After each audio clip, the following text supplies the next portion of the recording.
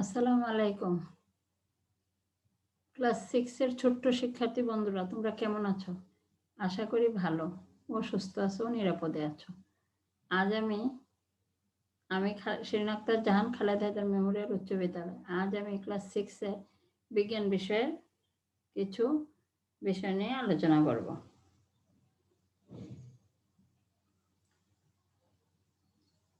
বিজ্ঞান বিষয় নিয়ে যেহেতু আলোচনা করব, আগে আমরা একটু দেখি বিজ্ঞান কি।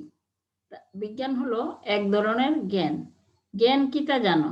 জ্ঞান হলো আবার কোনো কিছু সম্পর্কে তথ্য। তাহলে বিজ্ঞান কি? কি সম্পর্কে তথ্য?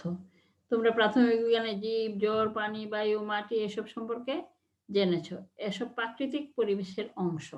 আরো জেনেছ প্রাকৃতিক বিভিন্ন ঘটনা, কিভাবে বৃষ্টি হয়, কিভাবে খাদ্য তৈরি হয়, ইত্যাদি ইত্যাদি। তাহলে বিজ্ঞান সম্বন্ধে আমি জানি, বিজ্ঞান হলো প্রকৃতি ও প্রাকৃতিক ঘটনা সম্পর্কে জ্ঞান, যা পর্যবেক্ষণ, পরীক্ষা থেকে পাওয়া বা পরীক্ষা নিরীক্ষা দ্বারা সমর্থিত এবং একটি বিজ্ঞানসম্মত দৃষ্টিভঙ্গি। অর্থাৎ বিজ্ঞান প্রকৃতি ও প্রাকৃতিক ঘটনা সম্পর্কে যে জ্ঞান, সেটাই হলো বিজ্ঞান।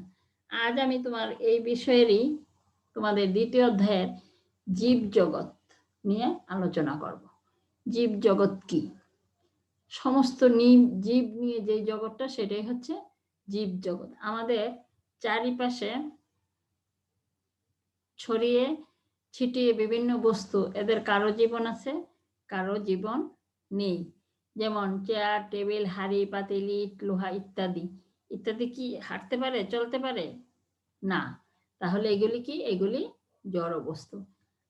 আর গরু, ছাগল, ইলিশ, রুই, কাতলা, মানুষ ইত্যাদি কি? ইত্যাদি হাঁটতে পারে, চলতে পারে, এদের প্রাণ আছে। তাহলে এগুলি কি? জীব। যাদের মধ্যে জীবন নেই তারা হচ্ছে জড়, আর যাদের জীবন আছে তারাই হচ্ছে জীব। প্রকৃতিতে বিভিন্ন রকমের জীব আছে, যেমন উদ্ভিদ, মানুষ, গরু, ছাগল, পাখি ইত্যাদি।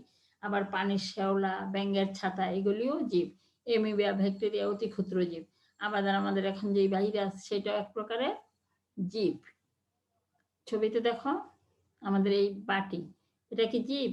না, এটা হাঁটতে পারে না, চলতে পারে না, এটা হলো, এটার প্রাণ নেই, এটা হলো জড়। এই যে তেলাপোকা, এটা হাঁটতে পারে, চলতে পারে, এটার প্রাণ আছে, সুতরাং এটা জীব। টেবিল জড়, দোয়েল পাখি জীব। এরকম আমাদের চারপাশে অনেক বস্তু জীব এবং জড় আছে। তাহলে আমরা এই অধ্যায় শেষে আমরা কি কি পাবো দেখো। জীবের প্রধান প্রধান বৈশিষ্ট্য কি তা ব্যাখ্যা করতে পারবো। প্রধান প্রধান বৈশিষ্ট্যের আলোকে জীব জগতের শ্রেণী বিভাগ করতে পারবো। তারপরে আবার সপুষ্পক উদ্ভিদ, অপুষ্পক উদ্ভিদ কি, সেগুলি ব্যাখ্যা করতে পারবো। অমেরুদণ্ডী প্রাণী, মেরুদণ্ডী প্রাণী এবং এগুলির বৈশিষ্ট্য পার্থক্য আমরা ব্যাখ্যা করতে পারবো। তাহলে প্রথমে আসো আমরা জীবের প্রধান প্রধান কি বৈশিষ্ট্য। আমরা গরু, ছাগল, গাছপালা, পোকামাকড়, ব্যাঙের ছাতা, ব্যাকটেরিয়া ইত্যাদি সবই জীব। এদের জীবন আছে। ইট, পাথর, পানি, বায়ু ইত্যাদি জীবন নেই। তাহলে জীবের প্রধান প্রধান বৈশিষ্ট্যের ভিতরে 1 নম্বর বৈশিষ্ট্য কি হচ্ছে? চলন। অর্থাৎ জীব নিজের ইচ্ছায় চলাফেরা করতে পারে। কোনো কোনো জীব এক স্থান থেকে অন্য স্থানে যেতেও পারে। উদ্ভিদ বের ওঠার সময় তার ডগা নড়াচড়া করে, এটা তো তোমরা দেখতে পাচ্ছ। একটা সিম গাছ লাগাইলে পরে ওটার আগাগুলি নড়াচড়া করে। কিন্তু একটি জ্বর কি তা পারে? যেমন টেবিল চেয়ার কি নড়তে পারে, কলম কি নড়তে পারে? না, তা পারে না। তারপরে খাদ্য গ্রহণ। প্রতিটি জীবই খাদ্য গ্রহণ করে, জীবন ধারণ করে, খাদ্য গ্রহণ করে। এক খণ্ড পাথর কি খাদ্য গ্রহণ করতে পারে? তা কখনো পারে না। তারপরে আরেকটা প্রধান বৈশিষ্ট্য, আরেকটা প্রজনন, অর্থাৎ একটা জীব থেকে আরেকটা জীব হওয়া। প্রতিটি জীবেরই বংশবৃদ্ধি হয়। গরু থেকে গরুর বাচ্চা হয়, মানুষ থেকে মানুষের বাচ্চা হয়, পশু পাখি থেকে পশু পাখির বাচ্চা হয়, পাখি থেকে পাখির বাচ্চা হয়। আবার তাহলে আমরা কি প্রজনন মানে অর্থাৎ বংশবৃদ্ধি করতে পারে প্রাণীরা।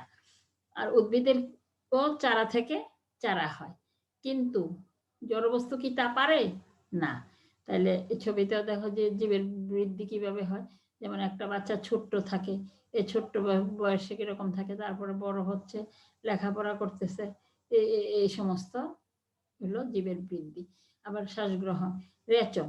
রেচনটা কি দেখো, প্রতিটি জীব বিশেষ প্রকারে তার দেহ থেকে উৎপাদিত বর্জ্য পদার্থ বাইরে বের করে দেয়। অর্থাৎ আমাদের যে খাবার খাই আমরা, সেগুলি একটা বিশেষ প্রক্রিয়া কি হয়, বর্জ্য হিসাবে বাইরে বের হয়ে আসে।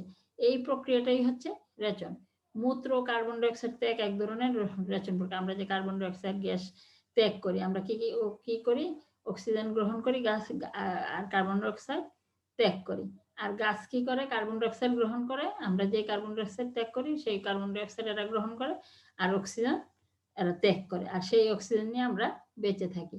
আরেকটা বিষয়, যেমন মূত্র, আমরা যে প্রস্রাব করি সেটাও একটা রেচন প্রক্রিয়া। একটি জড়তে কি এই ধরনের কোনো প্রক্রিয়া আমরা দেখতে পাই না? কখনো দেখতে পাই না। কোনো জড় পদার্থ কখনো কার্বন ডাই অক্সাইড ত্যাগ করে না, মূত্র এই সমস্ত কিছুই না। তারপরে আরেকটা আছে অনুভূতি। আমরা অনুভূতি পাই, আমার পায়ে একটু ব্যথা লাগে, আমরা ও করে উঠি।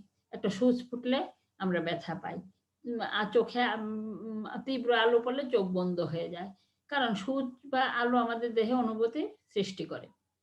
গাছও সেরকম আছে, যেমন একটা লজ্জাবতী গাছের পাতা একটু ধরলেই একটু ছুলেই সেটা বন্ধ হয়ে যায়, কিন্তু একটা ইটকে ধরলে বা ছুললে বা সূচ ফুটালে এরা কোনো প্রতিক্রিয়াই করতে পারে না। তাহলে আমরা এখানে জীব ও জ্বরের প্রধান প্রধান বৈশিষ্ট্যগুলি দেখতে পেলাম।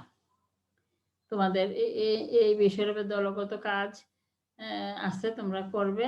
যেমন তোমরা পরিবেশে একটি উদ্ভিদ সংগ্রহ করে এর মধ্যে জীবের কি কি বৈশিষ্ট্য আছে তা পোস্টার কাগজে লেখো এবং বোর্ডে প্রদর্শন করো। এগুলি তোমাদের বইতে আছে, এগুলি আমরা এখন তো আর হবে না, আমরা ক্লাস খুলবে যখন তখন। তারপরে আরেকটা আছে শ্বাস প্রশ্বাস। যে প্রধান কারণগুলি আছে সবগুলি খুবই গুরুত্বপূর্ণ। প্রতিটি জীবের জন্মের পর থেকেই শ্বাস গ্রহণ করে এবং শ্বাস ত্যাগ করে, আর শ্বাস যদি গ্রহণ না করতে পারে বেঁচে থাকে না, শ্বাস ত্যাগ না করতে পারলে বেঁচে থাকে না। মৃত্যুর পূর্ব মুহূর্ত পর্যন্ত এই প্রক্রিয়া অব্যাহত থাকে। যতদিন পর্যন্ত আমরা মৃত্যু হবে না ততদিন আমরা শ্বাস গ্রহণ করব এবং শ্বাস ত্যাগ করব, সেটা মানুষ হোক, গরু হোক, ছাগল হোক, গাছ হোক। তারপরে হলো বৃদ্ধি। প্রতিটি জীব জন্মের পর থেকেই ধীরে ধীরে বৃদ্ধি পায়। যেমন একেবারে একটা মানুষের বাচ্চা যখন হয় একেবারে ছোট থাকে, আস্তে আস্তে আস্তে তার হাত পা নখ চুল সব আস্তে আস্তে আস্তে আস্তে বড় হইতে থাকে। কিন্তু একটা জড় পদার্থ একটা টেবিল রেখে দিলে কি এটা 5 ফিট টেবিল রেখে দিলে কি 10 ফিট হয়ে যাবে? কখনো না। তাহলে আমরা বৈশিষ্ট্যগুলির মাঝে আমরা জীবের বৈশিষ্ট্য পেলাম, জড় পদার্থের। আরেকটা হচ্ছে অভিযোজন। একটি জীব পরিবেশের সাথে নিজেকে খাপ খাওয়ায় বা মানিয়ে নিতে পারে, কিন্তু ওরা তো খাপ খাওয়ানোর, জড়ের তো খাপ খাওয়ানোর কোনো প্রশ্নই ওঠে না। তাহলে আমরা জীবের প্রধান প্রধান বৈশিষ্ট্যগুলো পর্যন্ত জানতে পারলাম। এখন আমরা জীব জগৎকে আবার শ্রেণী বিভাগ করব, শ্রেণীকরণ করব। শ্রেণীকরণ কিভাবে করব? দেখো, জীব জগৎকে যদি আমরা শ্রেণীকরণ করি তাহলে কি পাই? 1 নাম্বার হচ্ছে মনেরা, একটা রাজ্য। মনেরা রাজ্য, প্রোটিস্টা রাজ্য, ফাঞ্জাই রাজ্য, প্লান্টি রাজ্য, অ্যানিমেলিয়া রাজ্য। এবার দেখা যাক জীবগুলোকে কোন কোন বৈশিষ্ট্যের কারণে আলাদা আলাদা জীবরাজ্যের অধীনে শ্রেণীকরণ করা হয়েছে। এইগুলি বিস্তারিত তোমরা বইতে পড়ে নিও। আমি অন্য আরেকটা বিষয়ে চলে যাচ্ছি, সেটা হচ্ছে অপুষ্পক উদ্ভিদ ও সপুষ্পক উদ্ভিদ। উদ্ভিদ 2 ধরনের, একটা হলো অপুষ্পক আর একটা হলো সপুষ্পক উদ্ভিদ। তাহলে আমরা অপুষ্পক উদ্ভিদ কোনটাকে বলবো? যে সমস্ত উদ্ভিদের ফুল ফল হয় না সেটাই হচ্ছে অপুষ্পক উদ্ভিদ। এদের অনেকের দেহকে মূল, কাণ্ড, পাতায় বিভক্ত করা যায় না। এরা স্পোর বা রেণুর সৃষ্টির মাধ্যমে প্রজনন সম্পন্ন করে। এরা সমাঙ্গদেহী উদ্ভিদ, যেমন স্পাইরোগাইরা, শৈবাল। এই যে ছবি, এগুলো হলো শৈবালের ছবি। আরো কিছু উদ্ভিদের কাণ্ড পাতা রয়েছে, আবার তবে সাধারণত উদ্ভিদের ন্যায় মূল নেই। এগুলি সাধারণ উদ্ভিদের ন্যায় মূল নেই। মূলের পরিবর্তে রাইজয়েট রয়েছে। এরা সবুজই। এরা স্বেচ্ছেতে ইট, মাটি, দেয়াল, গাছের বাকল ইত্যাদি জন্মাতে দেখা যায়।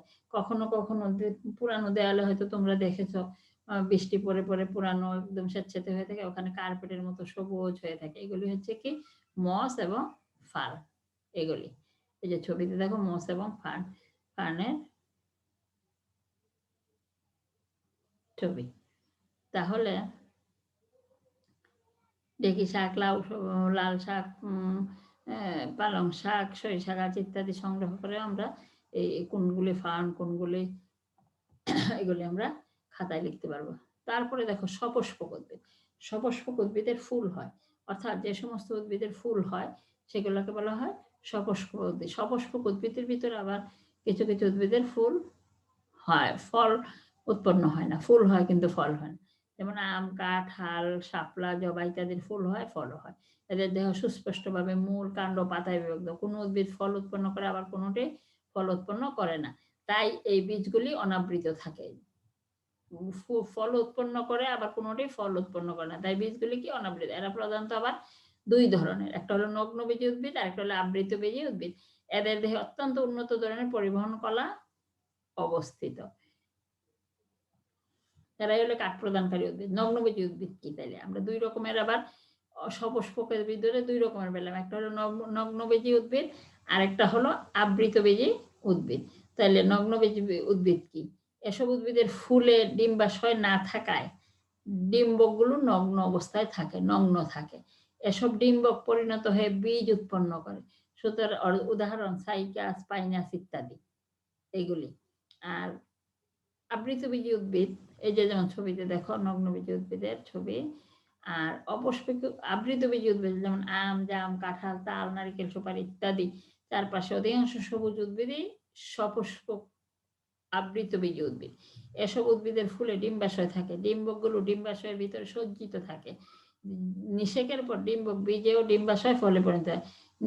নিষেক্ত হওয়ার পরে ডিম্বকটা কি হয়? বীজে পরিণত হয় এবং সেটা ডিম্বাশয়ে পরিণত হয়ে ফলে পরিণত হয়। এই কারণে বীজগুলি ফলের ভিতরে আবৃত অবস্থায়, আম, জাম এগুলি সবই আবৃত অবস্থায় থাকে। এই জন্য এগুলিকে বলা হয় আবৃতবীজী উদ্ভিদ। যেমন আমরা একটা নারিকেলের উদাহরণ দিতে পারি, একটা সরিষার উদাহরণ দিতে পারি। তারপরে আসি আমরা জীব জগতের অমেরুদণ্ডী প্রাণী ও মেরুদণ্ডী প্রাণীগুলিকে আবার আমরা দুই ভাগে ভাগ করতে পারি। কতগুলি হলো অমেরুদণ্ডী প্রাণী, কতগুলি হচ্ছে মেরুদণ্ডী প্রাণী। যেমন যাদের মেরুদণ্ড আছে তাদেরকে বলা হয় মেরুদণ্ড প্রাণী। মেরুদণ্ড কি? আমাদের শরীরের পিঠের মাঝখানে যে একটা শক্ত যে একটা শির থাকে, শির, এটাই হচ্ছে কশেরকাও বলে, এটাকে বলা হয় মেরুদণ্ড। অথবা তুমি একটা মাছ যদি কাটা বাছো, যদি একটা মাছের গোস্তগুলি সরাই ফেলাও, মাছের লম্বা করে দেখবে একটা কাটা বের হয়, সেই কাটাটাও মেরুদণ্ড। অর্থাৎ যে সমস্ত প্রাণীর মেরুদণ্ড আছে তাদেরকে বলা হয় মেরুদণ্ডী প্রাণী। আর যে সমস্ত জীবের মেরুদণ্ড নেই, যে সমস্ত প্রাণীর মেরুদণ্ড নেই তাদেরকে বলা হয় অমেরুদণ্ডী প্রাণী। সেগুলি কি কি?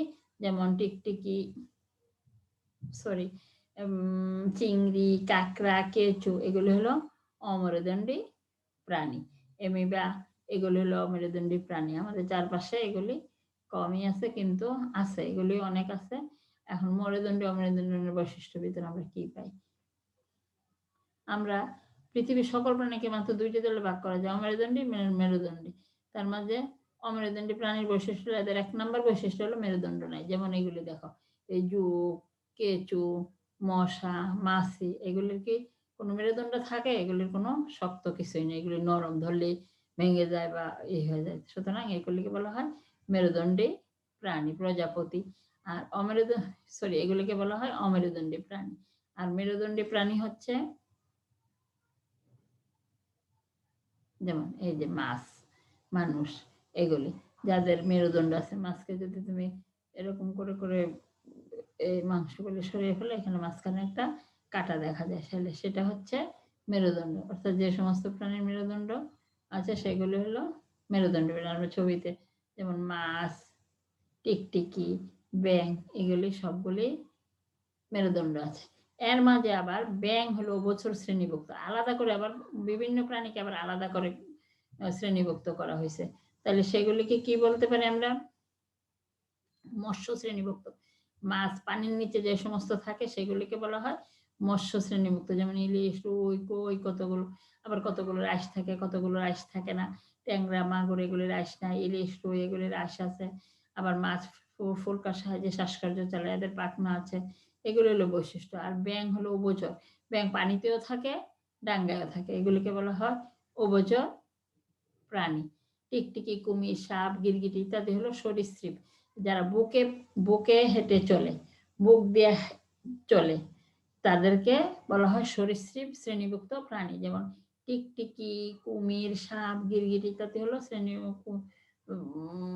সরীসৃপ শ্রেণীভুক্ত প্রাণী। এরা বুকে ভর দিয়ে চলে, আঙ্গুলে নখ থাকে, ডিম পারে, ডিম ফোটে, এগুলিকে বলা হয় সরীসৃপ শ্রেণীভুক্ত প্রাণী। আর হাঁস, মুরগি, কবুতর, পাখি, দোয়েল ইত্যাদি হলো পক্ষী শ্রেণীভুক্ত প্রাণী। এদের পালক থাকে, এরা উঠতে পারে, এগুলো হলো এদের প্রধান বৈশিষ্ট্য। পাখি ছাড়া আর কোনো প্রাণীর পালক নেই। কোনো প্রাণীর বেশিরভাগ পাখি আছে যারা উঠতে পারে। উট পাখি, পেঙ্গুইন আরো কিছু কিছু পাখি যারা উঠতে পারে না। বানর, ইঁদুর, গরু, ছাগল সবই তোমার স্তন্যপায়ী শ্রেণীভুক্ত প্রাণী। স্তন্যপায়ী বলতে আমরা কি বুঝবো? স্তন্যপায়ী যারা বাচ্চা হয়, বাচ্চাকে দুধ খায়, সেগুলো হলো স্তন্যপায়ী প্রাণী। যেমন আর স্তন্যপায়ী প্রাণী মাছ, ব্যাঙ, সাপ, পানি ইত্যাদি থেকে বুদ্ধিমান। যেমন বাচ্চা মায়ের দুধ খেয়ে বড় হয়, মায়েরা বাচ্চা প্রসব করে, গরু বাচ্চা প্রসব করে, এগুলো হলো স্তন্যপায়ী প্রাণী। এদের মস্তিষ্ক দেহের গঠন বেশ উন্নত। তাহলে আমরা অপুষ্পক উদ্ভিদ কি, সপুষ্পক উদ্ভিদ কি, মেরুদণ্ডী প্রাণী কি, অমেরুদণ্ডী প্রাণী কি, প্রাণী জগতের শ্রেণী বিভাগ, প্রাণী জগতের শ্রেণী, এ সমস্ত সম্বন্ধে আমরা জানলাম। তাহলে তোমরা আশা করি বুঝতে পারছো। বাসায় ক্লাসটা পড়বে এবং তোমাদের অ্যাসাইনমেন্টও এই ক্লাসটা আছে, তোমরা অ্যাসাইনমেন্টও সুন্দর করে করবে এবং ভালো মতে অ্যাসাইনমেন্ট লিখবে, এগুলি পড়বে। আশা করি তোমরা ভালো থাকবে, সুস্থ থাকবে, নিরাপদে থাকবে। আল্লাহ হাফেজ।